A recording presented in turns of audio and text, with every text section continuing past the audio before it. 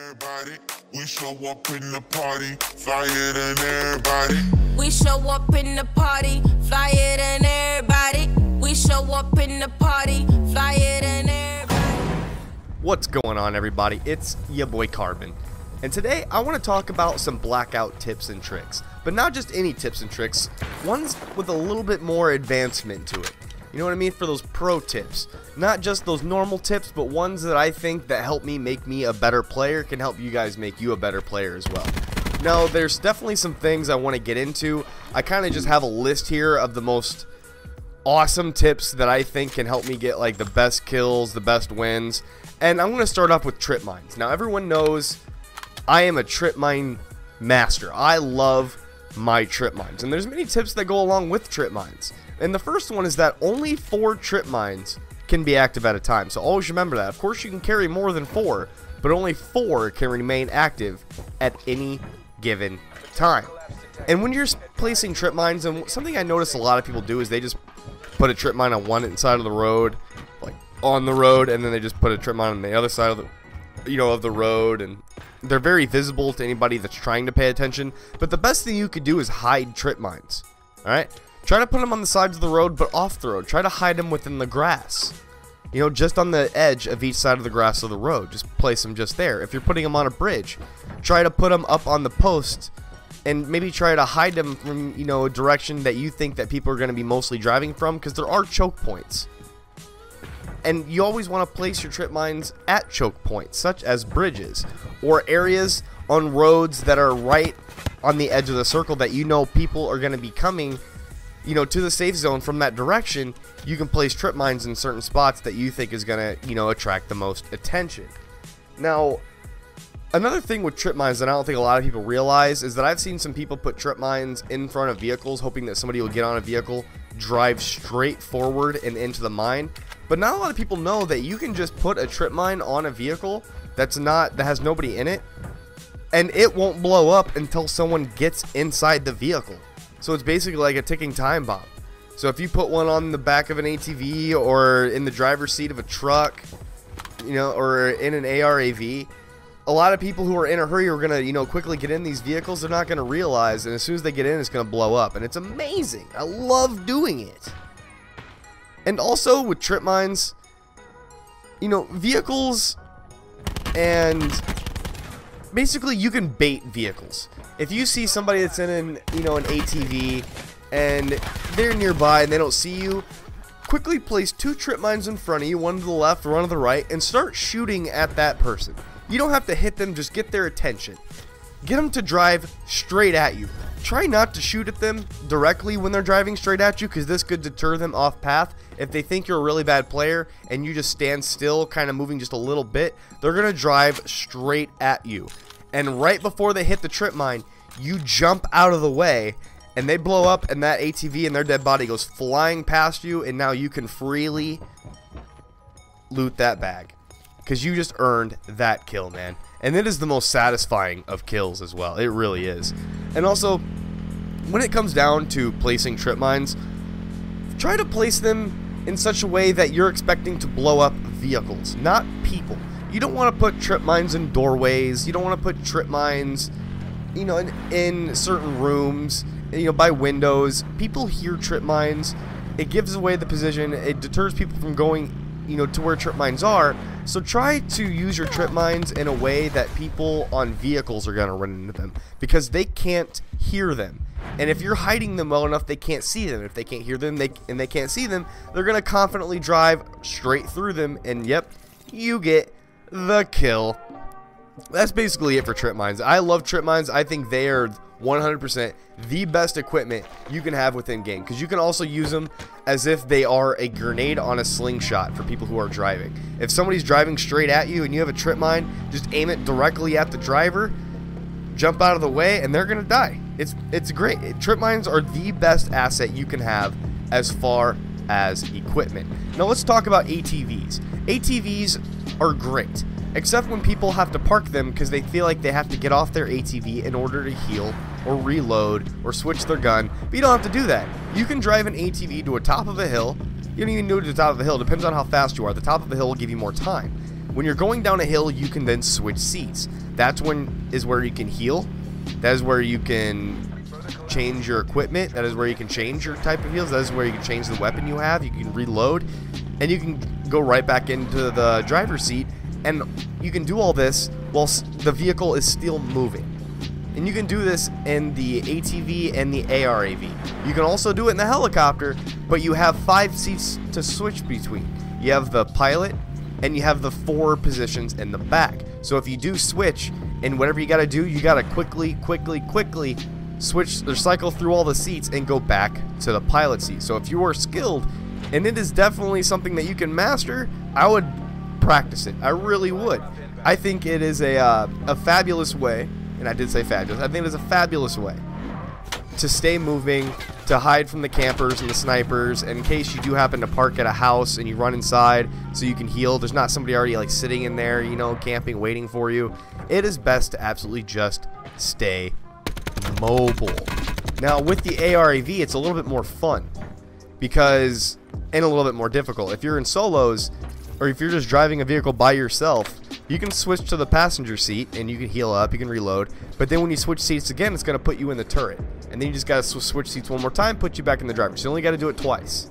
Now if you have a teammate in the car, let's say you're driving and your teammate is in the machine gun, and you as the driver get shot and you need to heal up, you can quickly switch to the passenger seat, and the person in the gunner seat can switch to the driver's seat while you heal up, reload, do whatever you got to do. And then when you're ready, you switch into the turret seat, the driver switches to the passenger seat, and you switch back into the driver's seat. All of this, and you guys do not have to stop moving. This is where vehicles are absolutely the best when it comes to tips. And if you add throwing a trophy system on top of the truck, on the hood of the vehicle, which is where you want to put trophy systems, is on the hood, because when people throw from the front, things have to be within the line of sight. So you can't just put your trophy system in the back of the truck and hope that somebody from the front throws a grenade. You know, hopefully, and you hope that the trophy system makes it disappear. Sorry, I'm having trouble with words. It's a hard day. It's a big list as well. And you can also put a trophy system on the landing gear of a helicopter. It takes some practice, but if you do it just right, you can get the trophy system to sit on the landing gear, and it'll block up to 3 or 4 missiles. And it is almost guaranteed that they will block the missiles every single time. Just don't forget that you have that trophy system and jump out like I always do. And then again, we're all kind of different. Now, another tip that a viewer left on one of my videos, and I thought this was just kind of neat for the situation. It's not something you can really plan for, but if you get hit with a Molotov and you shoot somebody, you are shooting fire bullets. That person will then catch on fire that you are shooting as long as you hit them. If you're on fire, that transfer of fire goes with your bullets. It's pretty cool. And another little thing here as far as vehicles, with the ATV, you know how ATVs are very weak, they break very easily. When you are jumping over mountains, or you know you're going to be hitting big air, as soon as you're in the air, throttle back on the ATV. Throttle all the way back as if you're reversing with the left thumbstick. This will prevent any damage from occurring to your ATV. It's true. As long as the vehicle technically isn't in motion and you're applying the brakes and it lands, it will not apply damage like it will as if you're full throttled and land. That is a huge tip for those people that are using vehicles. Big, big, big tip. Now, also with the baiting people with the trip mines, well, I won't even say baiting people with trip mines. When it comes to aiming at people with a sniper rifle, we're just going to go ahead and skip to that step. When it comes to aiming at people with a sniper rifle, I think the best thing you can do, and Pamaj said it best, the best tip he ever gave for anybody, for people who are sniping, is that right before you release the shot, stand completely still. Let go of your left joystick. Any movement in that joystick can cause the accuracy to be off just a little bit. So if you ever wonder how sometimes you're strafing and you're shooting and it seems like your bullets aren't hitting, trust me, you need to stand still right as you take the shot. Now this happens in multiplayer as well. It is a very, very important tip when sniping. You also never want to sit still. because of snipers. You never want to sit still in the open. And if you do, you want to put on paranoia so you have at least some sort of sense if somebody is aiming at you. When you sit still in the open, you are liable for headshots from snipers. And that is what snipers are looking for. Most snipers can't hit a shot unless you are sitting still. So it is absolutely imperative that you do your best to hide in an unopened area or use paranoia. Huge tip. Also, a huge misconception that I think a lot of people have started to learn and gain from is that stock is actually the attachment that decreases recoil, not grips. Stock is the one you need. Stock is the important grip. I haven't exactly confirmed it, but apparently that is what everybody has been saying. As far as Blackout, you want to have stock. Now, I don't know if you guys have ever used Medic, but in Medic's description, the perk Medic, it says that you can heal faster. It's not true. It does not let you heal faster. If you are in solos, never pick up Medic. It is absolutely useless. What you want is Consumer. Consumer is the one that'll help you heal faster. It'll help you heal your armor faster. It'll help you put your perks on faster.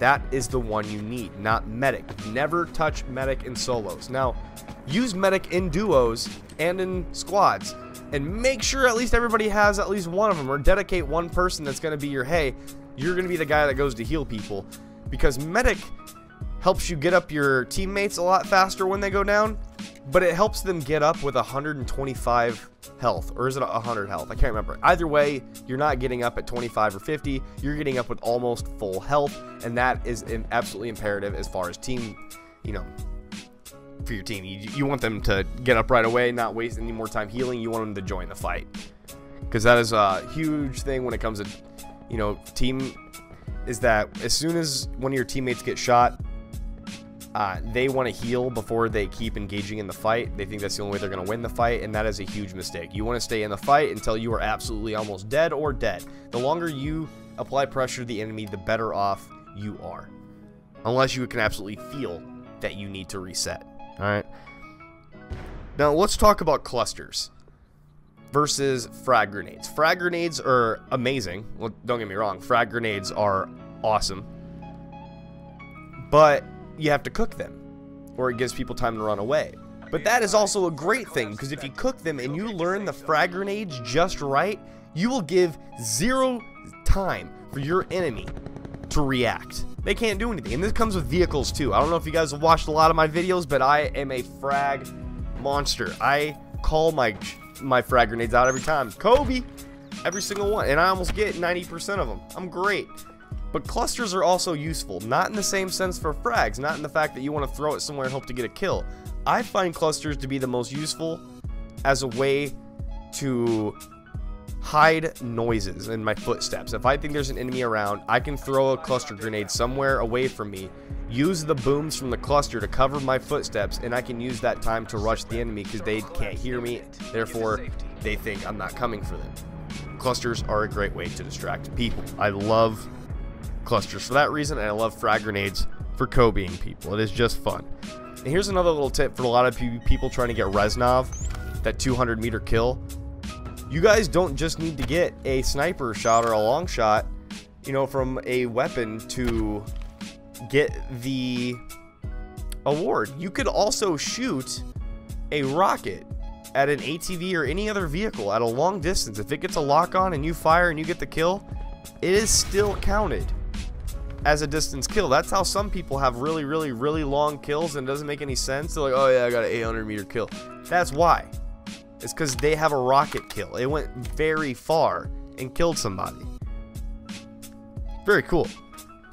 Now, another big thing as far as aiming down sight or ADSing is if you need to make minor corrections horizontally, either left or right, instead of using your right joystick to adjust your aim, adjust your strafe.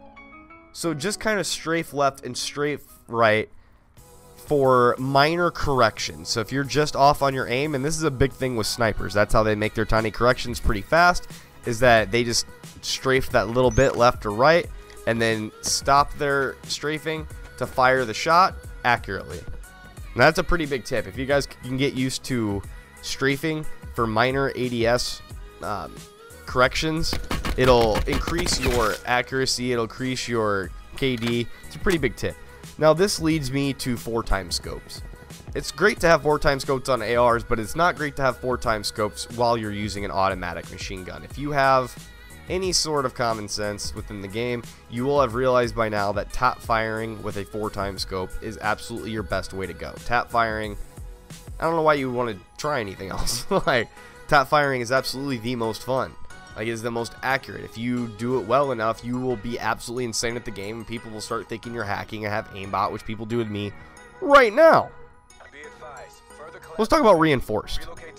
This is absolutely the most important perk you can have at the end of the game. It is. Reinforced. Out of all the perks, yeah, a lot are useful. Reinforced is the #1 most useful perk. Why? Because it decreases the chances of you hitting a trip mine. It decreases the effects of a flash grenade or a concussion. It decreases the effects of grenades. All this stuff you need. Because chances are the enemy is waiting with their concussion grenade. Why? Because that's what I do.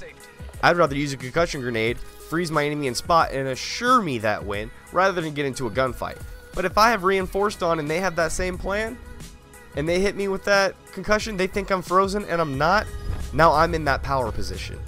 Reinforced is absolutely the most important perk you can use within Blackout. Also, when you kill an enemy, you want to heal your health and your armor before looting a dead body. You want to do those things, #1, because when you're looting, you want to have full health. You just always want to be at full health in case, you know, someone shoots at you. #2, you want to use your armor pieces and your healables at that point, whatever ones you need to get full, so that you can get a exact replenishment through a bag instead of getting to the bag, seeing what they have, then you go through, then you heal, then you go back into the bag, then you grab what they have. When you do all this, you can get in the bag a lot faster, and you can spend a lot more time in a bag if you carry smoke grenades, and you can carry 2 smoke grenades in 1 slot. So I suggest making one of your slots dedicated to smoke grenades, because they can help in not only for helping you loot, but they can help you in distracting situations. Like if there's an enemy, if between you and one guy left, 1v1, and he has no idea where you are, you have no idea where he is, you can use a smoke grenade to make somebody think you're over where that smoke grenade is. So they start looking at that spot, and you start resetting to another location, and chances are you might find that enemy aiming where the smoke grenade is, not even thinking to look anywhere around them, because they're so confident that somebody is hiding within the smoke. Because why else would somebody use smoke? Usually to hide their bodies, not as a distraction. So cluster grenades for for noise distractions, and smoke grenades for visual distractions. It's great. Now, dead silence does not mask water sounds. It doesn't. A lot of people think that it does, and it doesn't. You put dead silence on and then you jump into the water, it's still going to make as big as a splash as it would if you didn't have dead silence. So if you put on dead silence for the end of game or before a fight or anything like that, do know that it does not deafen the sounds of the water splashing. And splashing is very, very loud. It gives people away. I call it shooting fish, because that's usually how I find people in the water, because I hear them, whether or not they have dead silence. And that's a lot of the perks I want to talk about for today. We've gone on almost 20 minutes. Guys, I hope you've enjoyed these tips and tricks. I did take a while to write most of these down, and I just hope they're a little bit more extensive than the normal tips and tricks that you'd get on any other video. And also, you know, you guys don't have to just watch gameplay of a title, you know, what is the best of something, or what is, you know, tips and tricks, the best this and that, you know, what do you do in this situation. You don't have to watch just an entire gameplay of me playing and just having the title. This was an actual tips and tricks, guys. I hope you enjoyed. Leave a like if you'd like me to do some more of these. If you have any, you know, tips that you'd like to share with everybody, please leave them in the comments. Guys, please subscribe. Please hit that like button. I upload and stream every single day. Guys, this is 96 days in a row, I think. I don't know. You'll find out at the end here soon. Guys, it's been fun. It's your boy Carbon. Peace. We show up in the party, flyer than everybody. We show up in the party, flyer than everybody. We show up in the party, flyer than everybody. We show up in the